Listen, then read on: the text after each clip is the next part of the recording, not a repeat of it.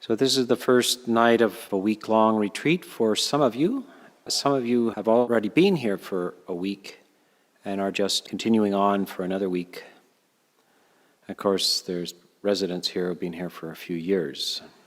And then there's me, being here 17 years and continuing on. I feel blessed to have been here for 17 years. It's a beautiful time of year as well. It's not too hot, not too cold, and something beautiful will happen in the next few days, which I always look forward to, is that go out and look at the aspen trees. Have a good look at aspen trees because they're bare right now. They're absolutely sticks sticking into the air, right? But in 2 or 3 days, or even less, you'll see this kind of Renoir has come in the night and painted it with beautiful green, washed out green color. These are the leaves just appearing in a very rapid time, so it's quite magical. But you have to take it in as bare first. Now, that's a nice nature imagery and so forth. Nature is lovely, but also everything is a simile or a metaphor for the inner life. So there can be barren aspects to our inner life that can leave, and come into full existence. They may come in, these new developments, they may come in lightly at first, but they intensify. Ajahn Sona, the founding teacher of this Western monastic structures, used to talk about, after a while, everything is Dhamma. Cut the grass, it's Dhamma. You're cutting your defilements, or, everything turns into Dhamma. We have a gravel garden out there, and that gravel garden with a few boulders idea comes from actually from China. You'll see the most famously represented in Japan. But I was surprised to find similar gardens in Sri Lanka that are very, very old. In the Japanese gardens, quite often, there's this perfect rectangle of swept gravel, and then there's these boulders around. There could be 3 or 5 or up to 13. And if you ask them, what is this? They will say, well, that big one over there is the Buddha, and so forth. So the actual external world ceases to be literal, and your internal world becomes literal, and the external world just becomes a metaphor. It's only handy for symbolic references to your actual inner life. I think it's the development of a human is that the outer world at first is the thing that catches your attention, and you get preoccupied with it. You're attempting to manipulate it, engaging with frustrations and gratifications, and it seems very important. But then another stage of development, the inner life, becomes, you start to realize really the only game in town is the inner life.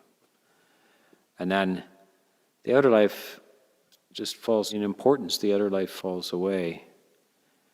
And the inner life is where it's at. It's a delightful experience.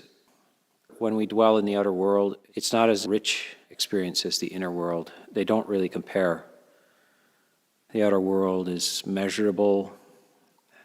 You can divide it up, you can add it together, you can play with it, etc., but it doesn't have intrinsic emotional value to you. So it's the inner world where emotion occurs, and emotion is where we get value. Logical thinking processes don't have value to them. I mean, they have practical value, but they don't have something that we say, this is good, this is beautiful, this is wonderful. It's just facts. And so we have to realize that, especially as our life goes by so quickly, that we must aspire to the experience of well-being and the experience of goodness, truth, and beauty. And without that, it's a series of little fragmented photos which don't mean much. They don't tell a story. But with that development, our life is sensible. The story makes sense. When we go deeper and deeper into our meditative development. And development of meditation is really, again, an emotional structure of development.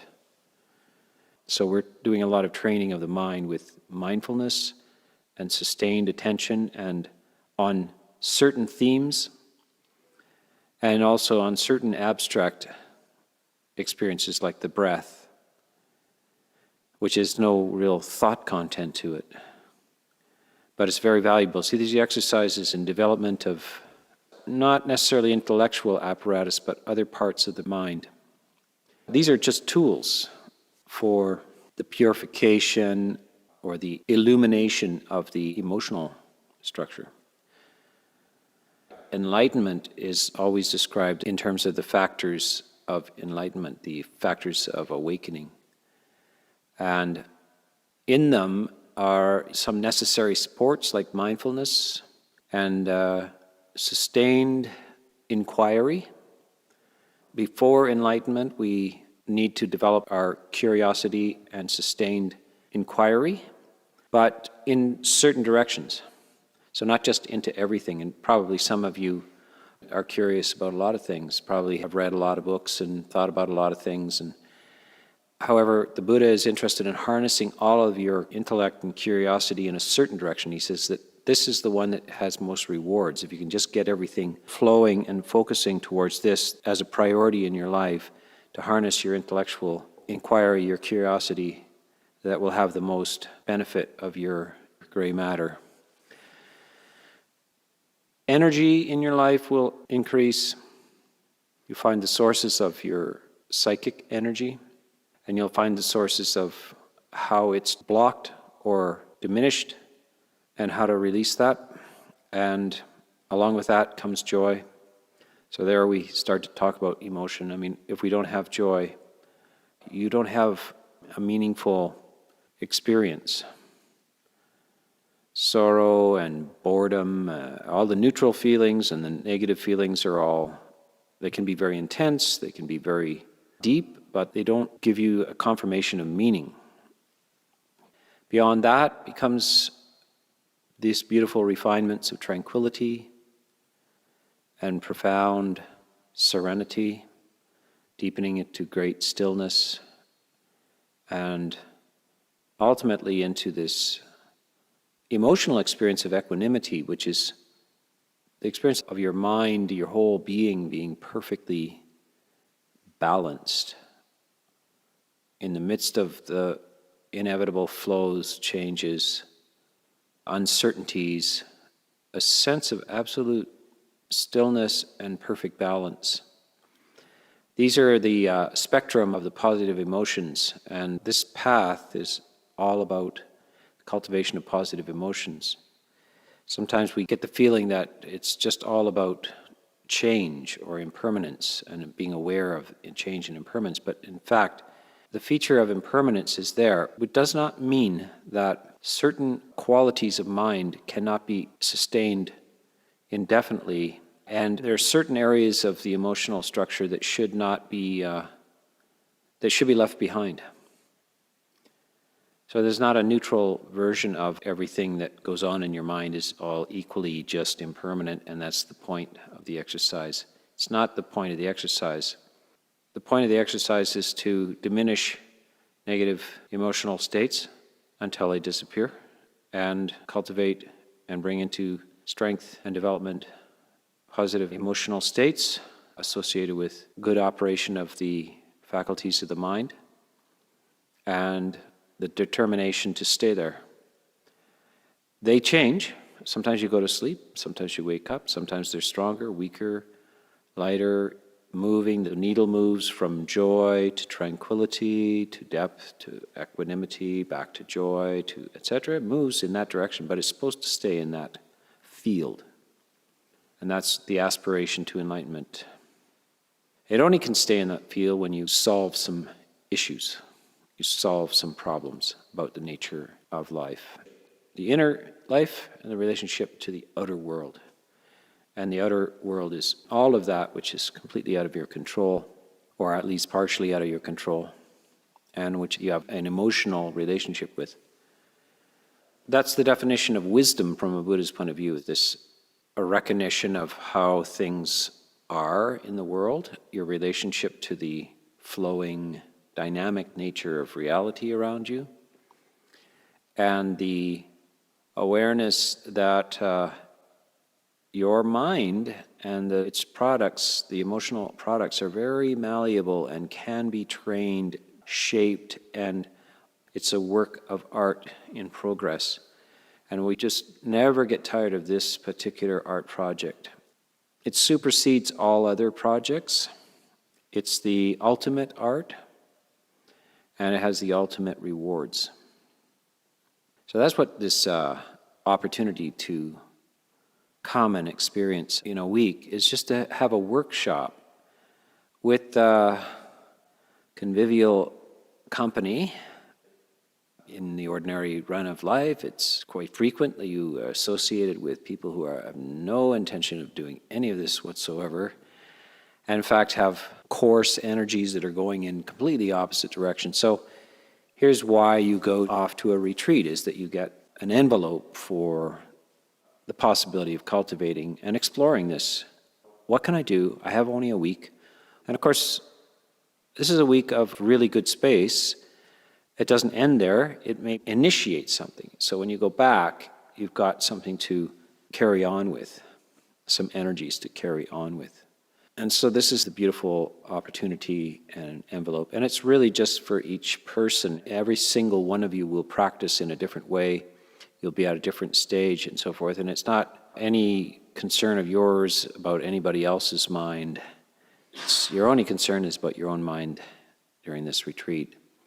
But you will find, and I think at the end of it, we will have a closing circle, and it's quite amazing how supportive just other people are who are earnestly engaged in the practice. Just to be in the same room with them is a strange kind of communion that happens without even speaking to each other. I mean, this is probably the highest and most refined human art that you can engage in, and it can be kind of symphonic. Before I was a monk, I was a classical musician, and I think one of the great highest products of European civilization is the full symphony orchestra.